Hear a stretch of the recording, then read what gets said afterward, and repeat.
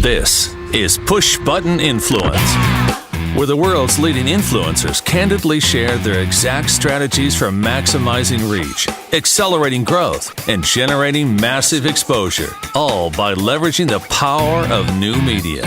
You can become the next Larry King, Oprah, or Howard Stern. All you need to do is broadcast your brilliance. Push Button Influence teaches you how. Here are your hosts, Alex Mondosian and Steve Olsher. All right. Welcome to another edition here of Push Button Influence. It is a beautiful Wednesday at 4 p.m. Pacific, which is the day that we always broadcast live. Joining me from down under, literally down under, my co-host extraordinaire, Alex Mondosian, and it is actually Alex's birthday. So maybe Jeff later we'll do a little singing there because you showed us the guitars in the background, man. So yes. Now you're gonna have to break out a happy birthday rendition for my man Alex Mondosian. So again, welcome everybody to Push Button Influence. I am Steve Olsher. Today we are joined, Alex and I are joined by Jeff Wenberg. Am I pronouncing that right or did I butcher it? No, that's actually spot on. Yay. Okay, good. Okay, so Jeff, and I'll let you define, a little bit more about who you are in a little bit here. But what Alex and I do every week here on Push Button Influence when we start out the show is we each begin with a word. And so, Alex, because you are in Australia right now, and man, you're not even like backwards or anything like that. But is your word going to show up backwards? That's what I'm wondering. So let's see what your word is for the day. Ahead of both of you guys by 16 hours, and I've had two birthdays, one yesterday and one today. So it's literally the 10th here. It is 11 a.m. Pacific time in Sydney. And Jeff, you and I have never met personally. This is our first physical and virtual meeting, but what you've done with LeadPages and what your partners have done have really changed the landscape. And you're best known because they're few different platforms that do kind of what you guys do, but you brought the definition of this three-part word, do it yourself, to the new media and online marketing landscape. So how does do it yourself fit into LeadPages, and why is it so important to have a do it yourself platform for newbies, tech dummies, tech challenged, and even people who think they're too smart for marketing, but they have pre-tested landing pages like you guys? How does that all fit? Yeah, so where it comes into play is just being able to empower, whether it's you or a team member, to be able to get results quick. And kind of like the basis of LeadPages was like kind of breaking down the barrier for people to be able to create effective landing pages without having to go off and hire a designer or hire a developer to be able to just like make a simple landing page. So, it's basically about empowerment, and, that kind of comes off as do it yourself. So basically it just, everything is built around empowerment. So that's kind of how it all ties in. Nice. And my word for the day here, Mr. Wenberg, is this word, which might actually have, complexity. Boy, I don't usually use words with that many syllables, but that word is complexity. And so I have a question for you around how, let's just say, the internet has evolved to the point where, I've been online since 1993, Alex since 1995. We've both been online for a very long time. And we can both recall the days of just having to, bring in about 17 people to try to get up a 3-word website. It was like, it was just, this whole process. Yep. So can you speak a little bit about how we have really just leveled the barriers to entry and really just removed the complexity of putting up an online presence that really looks good and converts? Yeah. So I think just with a lot of products that are out there, not specifically just with LeadPages, but a lot of, new marketing products that are out there, they've really helped to let the people that maybe do have a better product, but aren't as good as, don't have like huge marketing budget. They've leveled that playing field. So, they can get those effective pages or email service providers or whatever it is And they can have as much of an impact as, like a enterprise company where they have 500 employees and a multi-million-dollar budget. You can get the same effect. Obviously, there's still money on their side, but like it helps to level it a little bit and then kind of remove that complexity. So, like you can actually achieve things without having that huge budget like an enterprise level business would. Yeah, makes total sense. Alex? All right. I'm going to shamelessly talk about myself since it's my birthday. And then I'm going to tell you why LeadPages is annoying, because it's so much better than what we did in the past, right? So in 2007, Jeff, I don't even know if you know these guys, because I feel like I'm a decrepit grandfather. But Rick Raditz, who used to work right under Bill Gates, and Armin Warren, who's still around, we were running around doing the big seminar together. We were partners, and we came up with audio generator, instant video generator before YouTube. But I had my first $1 million hour with something called marketing makeover generator. And what it did was it was an A/B split tester. It put up squeeze pages and thank you pages. And based on that one concept in 2007, I haven't made $1 million in half an hour since. We did in 28 minutes, actually. It's a great story, but it was the concept that was so amazing. Now, here's where it's annoying for me, because LeadPages is 3.0 version of Marketing Makeover Generator, which is not around anymore. But you guys not only bring ease of use and do it yourself, but you bring proven. You work with proven. So you're poaching Jeff Walker landing pages. You're poaching even from your competitors, CoOp Edition. Why is it so important to work with proven pages? It may be a rhetorical question, but I don't think people really appreciate how proven no longer has to cost other people money besides being do-it-yourself. Will you speak? Yeah, it just becomes important to use those proven templates and everything to kind of speaking back to your do-it-yourself thing. Like it just empowers you to start out on the right foot. Whereas if you're just like you come into any web page generator, whatever it may be, and you have to create it from scratch, it's like, well, how do I know what to do? How do I know what's going to work? It's just really hard to like put it all together in a way that's going to work without having to test it all. Where at LeadPages, like what we do is we, always like bake in conversion practices that we learn from our clients and our colleagues and that sort of thing. Or like with it, speaking of like Jeff Walker, like we work with his team to develop the pages for his product launch formula, where we talk with Jeff and like, okay, so like, what do you want to see in this version of the page, and build that in, and then roll it into the LeadPages product. So then everybody that uses LeadPages can benefit from that proven testing. Yeah. And here's the thing, you guys just, I don't think people really appreciate the value of it, because at least I know that my students don't, but you're actually crowdsourcing marketing intelligence. You're actually, undoing, you're unwrapping the curtain, or unwrapping the package of what actually works. And what it does is it prevents losing money. And that's what LeadPages has. So speak to the proven templates that are there. They're not just there and you're pulling it out of your head or heart or other parts that we talk about. But bottom line is these are actually tested templates. Yep. And a really cool thing for people that maybe aren't familiar with LeadPages, we have an option that lets you like sort the pages by their average conversion rate across like all of our users. So at any given time, it keeps them rated by what's converting the highest at any given moment. So that way, if you're building a webinar registration page, you can click that button and it'll give you the highest rated one at that time. So then you can choose that page and, again, try and start out a little bit ahead of the game. So you don't have to test your way to success. It's like, okay, maybe I can start with this base and then test from a proven base. So it really kind of like, it helps with speed of implementation as well, to like just get to those results quicker. And, that's kind of one of the most important things with any business is like seeing results fast. And I feel like with, specifically with like lead generation, that's one thing that LeadPages shines at. Yep. Let me ask you this, because first and foremost, for those who are just joining us here live on Blab, we've got Jeff Wenberg on from LeadPages. Let me give you actually an opportunity to really explain to people what you do there, because I don't think I gave you ample opportunity to do that yet. So what's your role at LeadPages? Yeah, so I'm the Head Product Educator at LeadPages, and basically kind of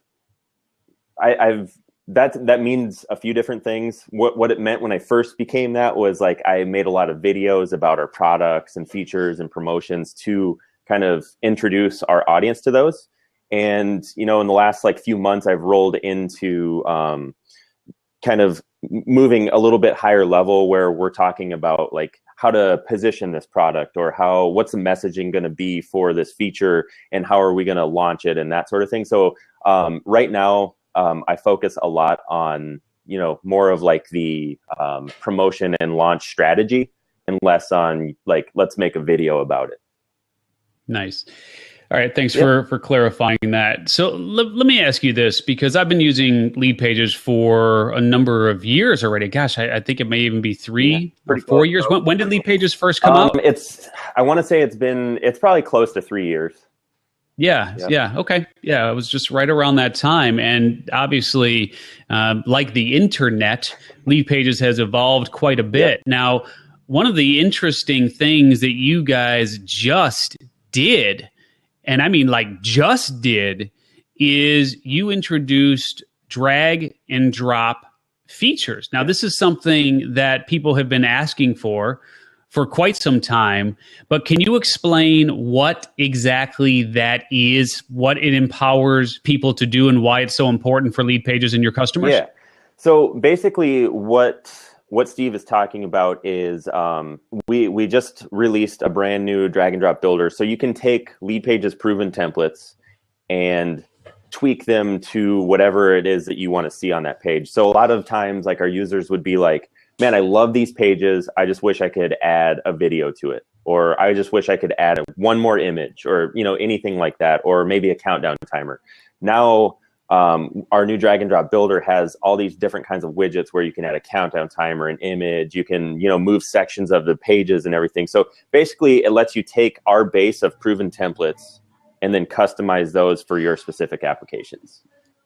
Mm-hmm. Yeah, nice. And next, let me ask a quick follow-up question here, and then I know you've got a bunch of questions as well. But Jeff, let me just follow up to that with, is this in response to the popularity of the drag and drop type features that you're seeing elsewhere? And I mean, we can name names. I mean, like obviously ClickFunnels, and, you know, there are others that have those features. Was this in response to that, or were you guys already working on these features? How did that come about? Yeah, so it's been like a really long haul.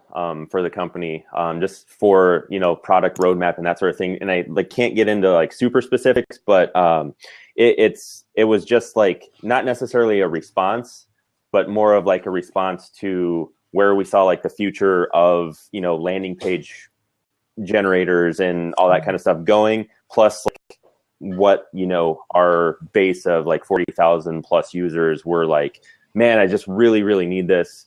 And, you know, weighing out the pros and cons of like how much flexibility is a good thing, and how much, you know, like at what point does it cross over to like you're going to shoot yourself in the foot.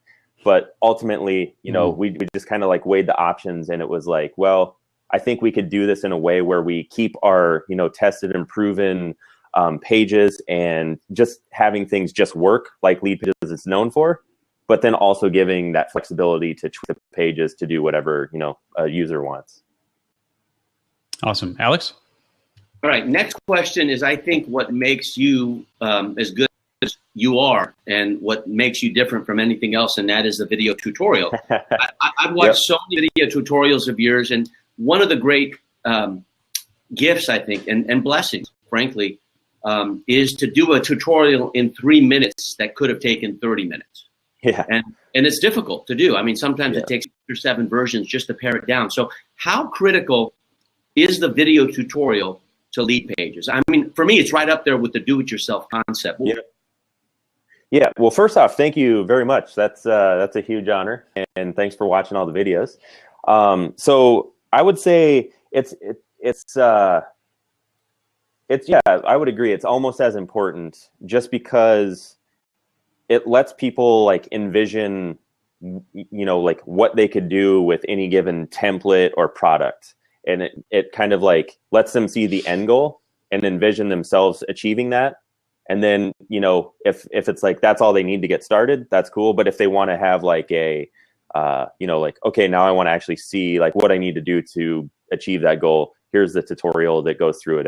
And just it's kind of funny that you like talk about it could be done in 30 minutes, and it really is crazy how often a video that we'll do, like, and we were doing like maybe a video every 2 days at like the height of like we're pumping these things out, to where it really got to the point where it's like, man, I feel like there's a simple formula here, and it's kind of like knowledge bomb, benefit, and then go back, show how to do what they did, and then like whatever you want to finish up the video with, like a call to action of some sort. And that formula really seems to help get all the information that you need across in a really short period of time. So it's for anybody that is making tutorial videos, that's like a really awesome formula to follow.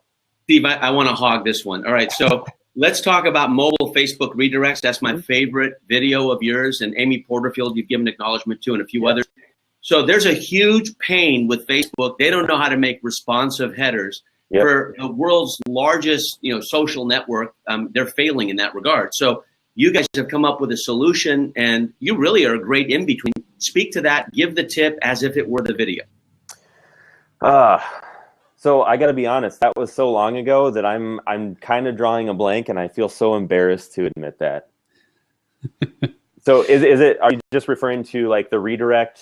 Yeah, I'll tell you what it was. So LeadPages featuring new landing pages with Facebook redirect. So for example, if let's say a launch has expired. Let's say a webinar has expired, right? Yep. Is that a good memory jar? Yeah. So basically, what you can easily do is you can like redirect all those pages to wherever you need it to go, and it's as simple as like turning it on and putting the URL in where you want it to be forwarded to, and it kind of like puts the power in the user's hand, so they don't have to go to their webmaster or whoever they're using to manage all that stuff. You can just like do it right inside the app.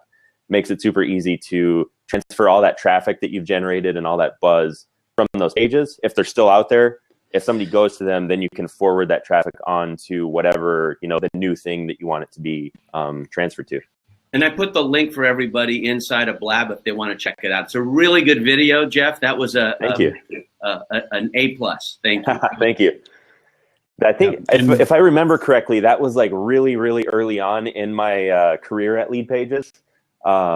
And since then, I think we've produced something like probably around like close to 400 videos. So I so apologize for the fuzziness there. It's all good, man. I barely remember yesterday, so I totally get it.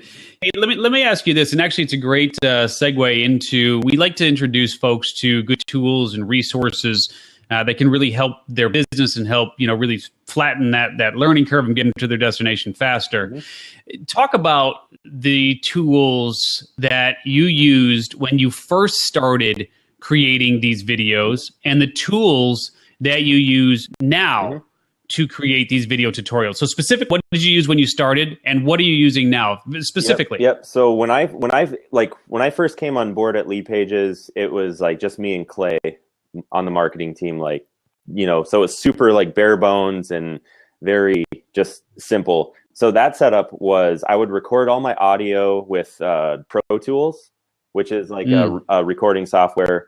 And then all my screen stuff, it would be with ScreenFlow. And I would just use Keynote slides and, like a browser, and that was it. Mm-hmm. Mm-hmm. And that was it. And now it's gotten quite advanced, where they're using so now there's a video team where it's like 2 full-time dedicated guys. They're using ScreenFlow, Adobe After Effects for motion graphics, Adobe Premiere to kind of compile everything, Photoshop, let's see, So it's quite the process. Yeah, I think that's about it at this point. Yeah, and just for those who are audio files, what were you using for mics back then, and what are you using for mics now? I actually have my mic right here that I used to use. Was that what your cat was playing with before we got started? No. So this is just like a little Studio Electrics USB mic that I got when I bought Pro Tools, and I used this for years. And then once it kind of got to the point where it was like I just really want to up level, I got this EV RE20. And so EV is which company? Voice. Thank you. Yeah. All right. Awesome. And for those who don't know Clay, because the question was asked, who is Clay?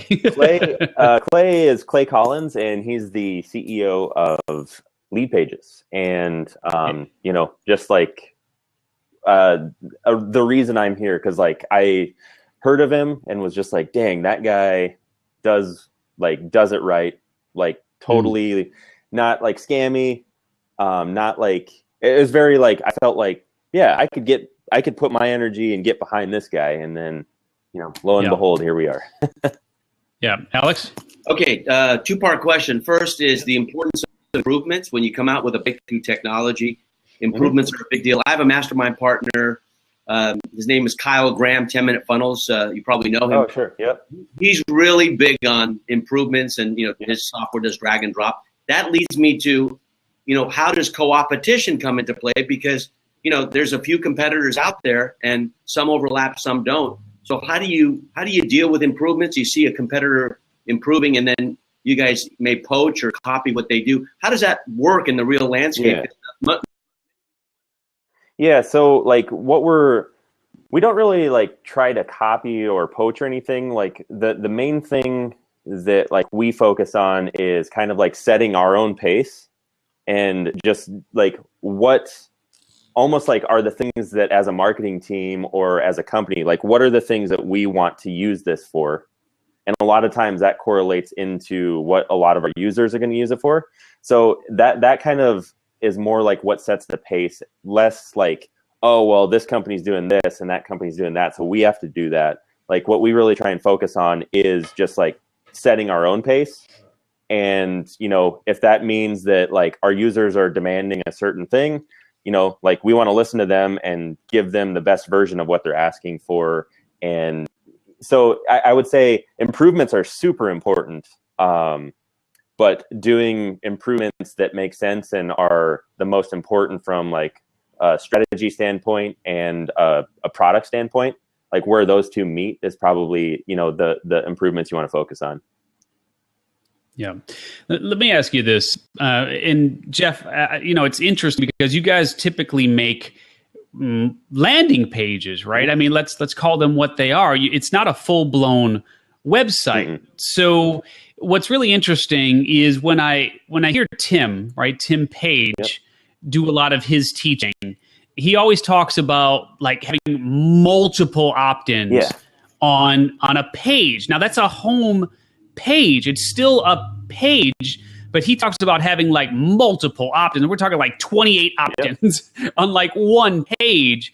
But most of the pages that seem to do really well, at least from a conversion standpoint, as you rank them through LeadPages, have one call to action. So can you speak to why Tim is talking about multiple sort of calls to action or opt-in opportunities versus how almost every page that's available through LeadPages only has that one box? Yeah, absolutely. That's a good question and a good clarification to make.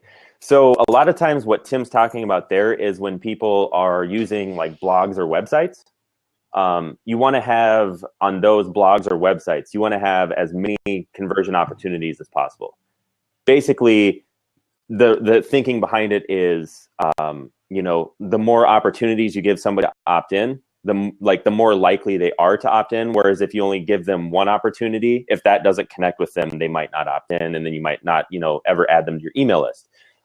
So that's what he's talking about there. And then kind of moving over to what you were talking about with each landing page and LeadPages kind of having a single call to action, is that those are kind of like standalone pages where, like if somebody's coming here, they're coming for this main purpose of this page. So you want it to be super clear and just be a single, like, do this. So it's like abundantly obvious what the visitor is supposed to do. So basically that's kind of like optimizing both. Like on a blog or a website, you want to have all those opt-ins all over the place. So it's just like, there's entry points all over. If they're coming to a single purpose landing page where there's like one topic and one point, you want it to be super clear, like, this is what I want you to do on this page, which is click this button. Does that make sense? Alex? Totally.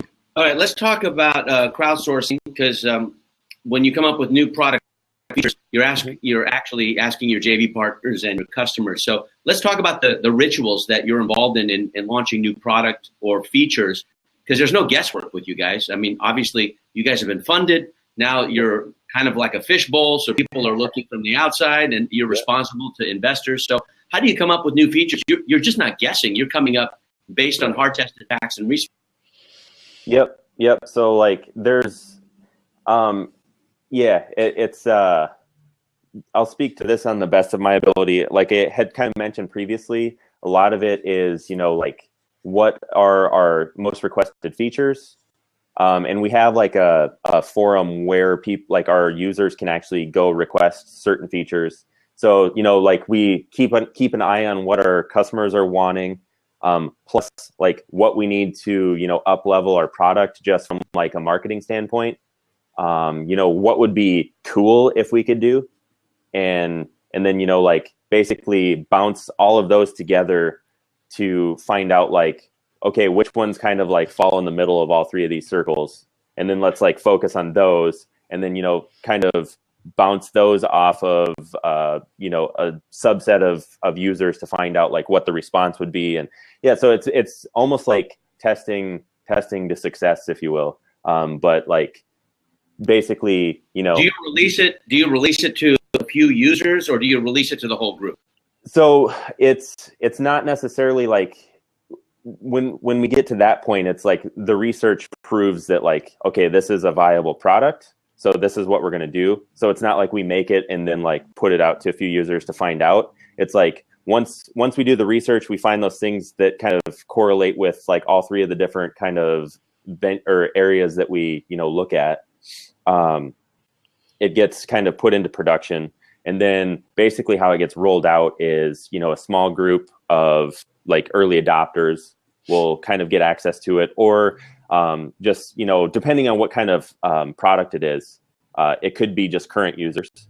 And then it's kind of like a soft launch where, we just let people find it, and then kind of keep support from getting a barrage of like, whoa, what's going on? Like, I don't know how to use this. So do a little bit of a trickle in, let them kind of like discover it, start using it, so we can get that feedback, fix bugs that are found, that we missed or that come up after people start using it, and then, improve that, do kind of like an early adopter launch, and then do like a full-on public launch. Yeah, really good stuff. Now, the advantage of joining us here live on blab.am every Wednesday at 4 p.m. Pacific is that you can be a part of the action here and ask questions. And so that's where we got a lot of fun stuff going on. And Kat has just been crushing it here on the questions. So we're going to have a lot of questions from Kat when we get to Q&A. But, a lot of really, really great points there, Kat. One of the things that Kat just brought up that I don't even want to wait for the Q&A to get to is that you've got, these, let's just call them the core pages, if you will, or the 4 most important lead pages that you have. So what are those? Because there's so many different ways to go. Mm-hmm. What do you define as the most important pages that somebody should have? Yeah, so basically you should have, some sort of opt-in page where people can opt in to continue some sort of communication with you. That's kind of like the, landing page marketing 101, like have that opt-in page. From there, a lot of times what will happen is when you opt in, you'll just get the, cool, thanks. Wait, like it just like the conversation ends there. So a second page would be a thank you page. So from there, what you can do, since people are super excited about like communicating with you and getting your lead magnet, what we often recommend is doing some sort of thank you page where they can continue the action. So what does that look like and sound like and feel like? So what we recommend a lot is either doing a webinar registration thank you page if you do webinars, or doing a social share page where they can like share the original offer on their social media. Because chances are, if they're into something, they're probably going to know other people that are also into it. So it kind of leverages their audience to get you more email subscribers. Okay. And what are the other pages? Yeah. Another really huge page that it's like a completely missed opportunity is the 404 page. So basically what that is like when somebody goes to your website and the URL is broken, or maybe it was shared on social media and the URL was typed in wrong. They go to your website and they see a page where it's just like something's broken, like, that's actually like a huge conversion opportunity and lets you catch all that traffic that's probably going to fall off your website. Because typically when that happens, unless they really want what you're offering, they're probably just going to be like, well, whatever, and move on to the next thing. So what you can do on that page is you can offer, like some sort of lead magnet, whether it's, a video course, ebook, free report, whatever it may be. You can offer something of value on that page and capture some portion of that traffic that's probably just going to disappear. So it lets you plug that hole a little bit. Yep. And then let's see, I'm trying to think of the fourth page. Pretty sure it's webinar registration pages. And basically that entails doing webinars. And webinars have actually been one of the things that has seen our business grow and contributed to the growth of LeadPages. And a lot of people like to hear, doing webinars. It's like so much work and it's so crazy and everything. But a lot of times you can start out with just, Q&A stuff and, record those, practice, get to interact with your audience like we're doing tonight with all the questions and everything, kind of figure out like what they want to know about. And then you can build a webinar off of that and then start doing that webinar with the webinar registration page. Awesome. Alex? All right. I want to pick a fight. All right. Okay. So this is mixed martial arts marketing. So, there we go. All right. So, squeeze page versus thank you page. All right. So there's so much focus on the squeeze page, and a thank you page can be after an order, after a squeeze page, just after taking action. Yep. Okay. So my opinion is the thank you page is far more important because 100% of the people have taken action, whereas a squeeze page or landing page, if you're really good, 50% are about to take action. Right.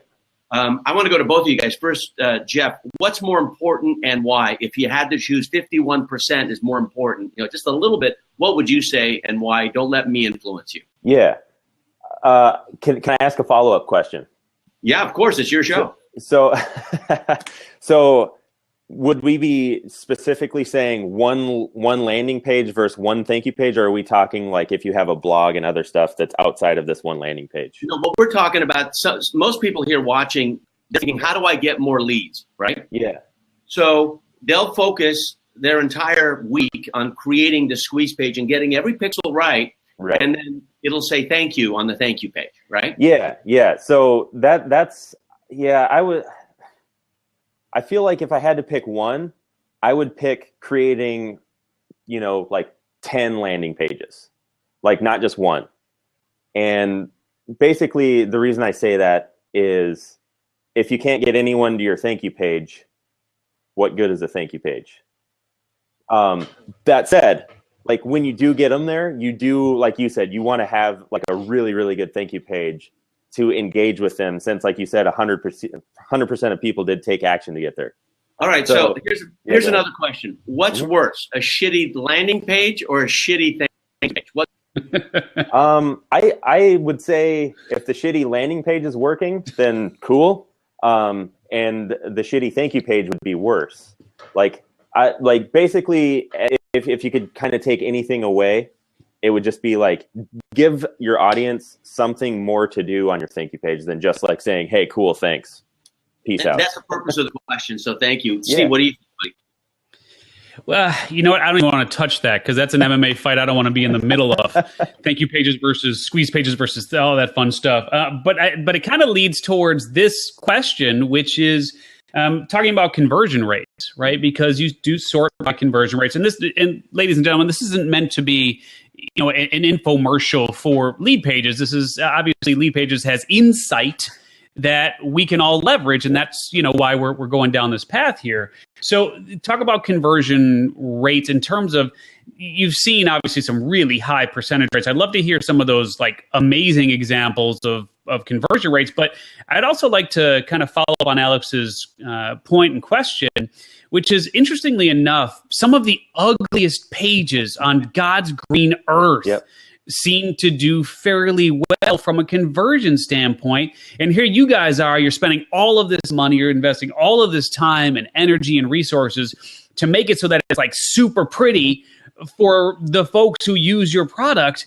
And yet some of the ugliest pages in the world do really, really well. So first speak to ugly versus beautiful, and then give us something to aspire to in so far as what you've seen on the conversion rate percentage front. Yep.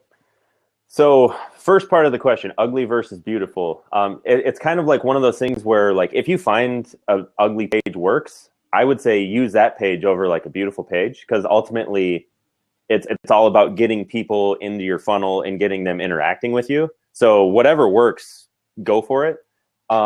Where like the beauty kind of comes into it is kind of like from a branding point, where if you, and Clay has a lot of times talked about how like design is kind of like the new copywriting, where, like and it's almost like a branding play too. Like if you have like a really, really good looking page that you can get to convert well, it's always going to like be perceived better than like some like just kind of like, this kind of looks a little iffy here. I don't know if I want to enter my email, even though they might still enter their email to get like whatever you're offering. There is a tad bit of like, wow, this looks legit. I want to get what they're offering, so I'm going to like enter it in there. So it's kind of like, I do think, you just got to find out like for your particular business, like what works for that business to convert the most people. If it's ugly, use it. If it's beautiful, use it, whatever works. And then what was the second part of the question?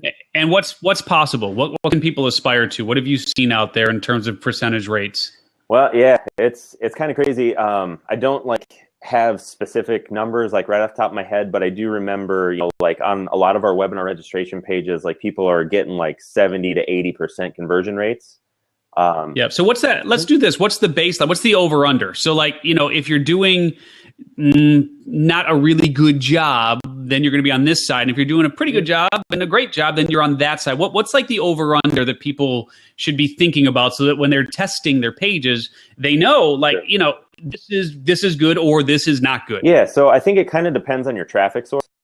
So there's a few different ones. Like if they know you and they've been, exposed to your content and they have some relationship with you, you can expect a higher conversion rate just because of that fact. What does that look like, sound like? I mean, is that 80% if it's your own warm traffic? So trying to think, we were just chatting about this the other day. So let me circle back around to that. So the cold traffic, I do remember just from, like straight cold traffic, something decent is anywhere like 10% or lower, where it's just kind of like, you're doing well if that's the case. The more, and basically I'll say the more like engaged or the more they know you, the more you can expect in a conversion rate. And I know it doesn't give you a specific number. It doesn't. Yeah, but like I don't have like specific number right off the top of my head, unfortunately. Yeah, no worries. We'll do a follow-up ebook. We'll just expect you guys to produce that and then send it to us for Push Button Influence's sole use. Yeah. So like just as like some numbers that I have seen, these aren't like this is like the usual. This is what to expect. Like I've said, we've seen like some webinar registration pages converting at 70 to 80%, and that's not like crazy unheard of for these pages. We hear about that a lot of times, but there again, like that's not taking into account any sort of traffic source or anything like that. That's just one number that I do remember. And a lot of times for any given page, just when I've been like dinking around the back end of like helping customers like figure stuff out, I've seen, average for any given page, like 40 to 50%. And that's just kind of like taking a peek at their account while I'm trying to like figure out some stuff on the back end for them. Yeah. So. And I'm sorry to put you on the spot there, man. Not trying to throw you under the bus. And I recognize that you're on one part of the LeadPages world. So, access to those numbers, not trying to make you look bad here, man. So just, absolutely. So Alex, I think because I've done a really good job of not helping our guest out here, why don't you take this to another level with him? Right. I want to go to Inner Game because you guys have had massive success. 3 years in internet marketing years is 21 years in physical years. Absolutely. So as a result of wild success, sometimes it creates massive wildfires of destruction, without having that intention. So just so people who are starting or thinking about creating an app or software as a service, some kind of a SaaS play, which, everyone watching right now has an aspiration to do. Speak to something that you guys had to overcome that looked like a disaster, but with some, moral fiber and leadership, you overcame it. And get as personal as you can, because some people watching right now really need to hear stories like this because they're right in the middle of the muck and they're in the drudgery of trying to overcome this. We're about to do a launch, so it's like the calm before the storm, and I'm warning Steve, and we just need to hear it. So give us a juicy story that is so one that comes to mind, and this is this is probably like a year and a half, maybe 2 years ago, when we were a much smaller team. The marketing team was actually on a retreat in just North Minnesota, like up on Lake Superior, and we were just like up there kind of just hanging out, and Clay got an email that was like, send us, like $100,000 or we're going to attack your website. And he was just like thinking it was like some joke, right?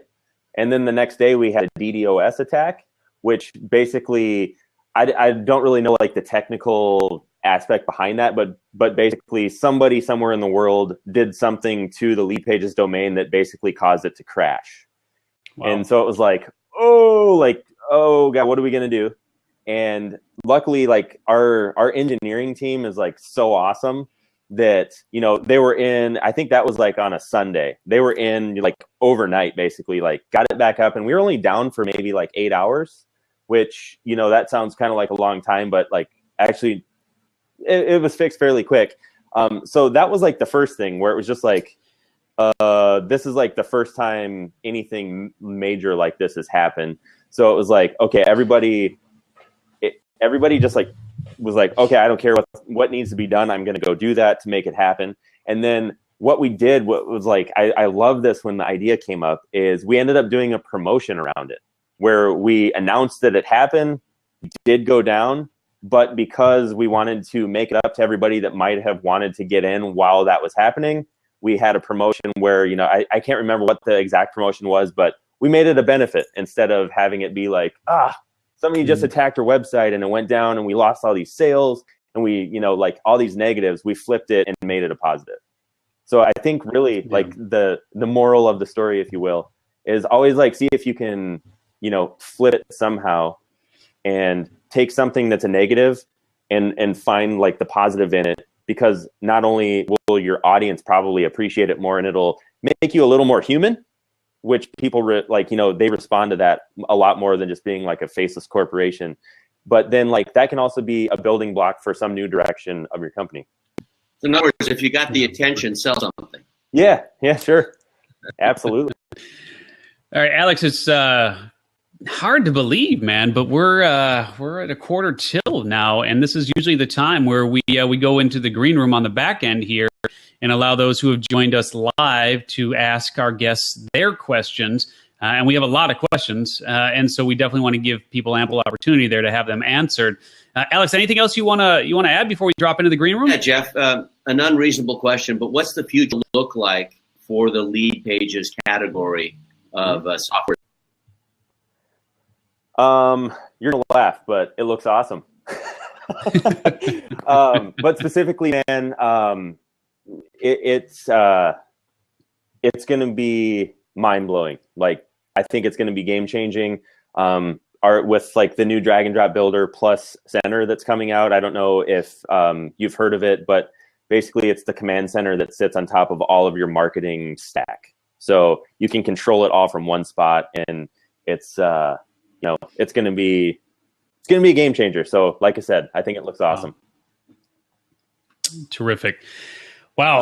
All right, Jeff. So here's what we do on Push Button Influence is we sing Alex happy birthday. So go get your guitar, man. I now. have to admit, I've never learned to play happy birthday on guitar. But you sing when you play your guitar, Yes. right? All right, here we go. You got to do it. All right, ready? All right, here we go. You gonna do it? Yeah, there we go. See, if I do it, it's gonna be like really bad. So Jeff's gonna go grab his guitar. Look at this. So whatever chords you play, man, as far as I'm concerned, All right. Whatever. I was just saying while you put your headphones back in there, whatever chords you play, it's gonna sound good to me. So, all right, lead us through here on the happy birthday for Mr. Alex Mandosian, who turned 28 today. 28. All right, looking good. 28. All right. All right, here we go. 1, Ready? 2, 3.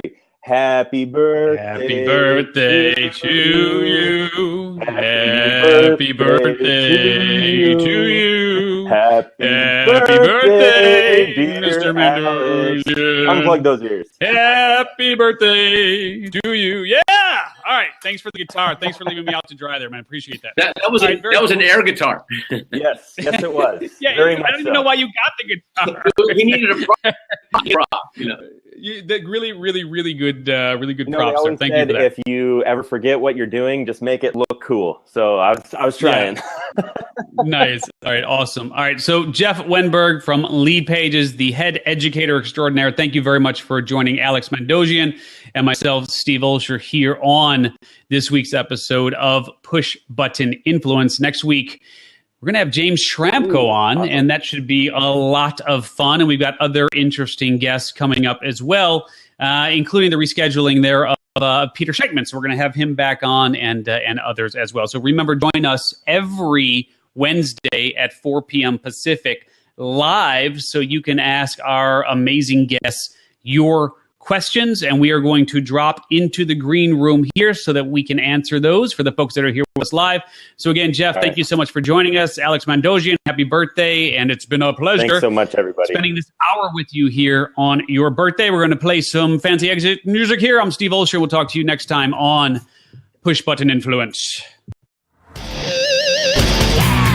You just learned how to broadcast your brilliance. Tune in live to blab.im, Wednesdays at 4 p.m. Pacific, as the world's leading influencers share their proven strategies for leveraging the power of new media. For more information about your hosts, Alex Mandosian and Steve Olsher, to claim your free surprise gift and to access every episode of Push Button Influence, visit pushbuttoninfluence.com.